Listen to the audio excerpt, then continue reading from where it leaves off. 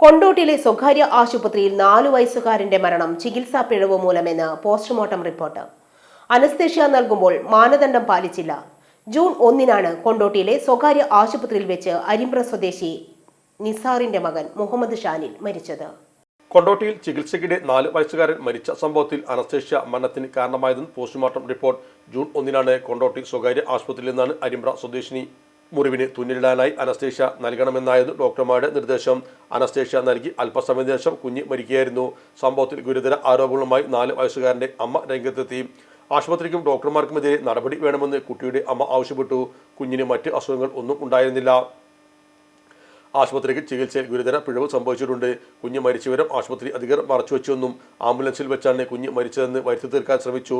വിഷയത്തിൽ നിയമപരമായ നടപടികൾ സ്വീകരിക്കുമെന്നും കുട്ടിയുടെ ബന്ധുക്കളും പറഞ്ഞു.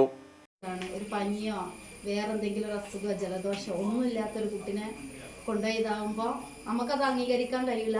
അതുകൊണ്ട് നമുക്ക് ഹോസ്പിറ്റലിക്ക് എതിരെയും പിന്നെ ഡോക്ടർമാർക്കെതിരെയും തക്കതായ നടപടി നമുക്ക് ആവശ്യമാണ്.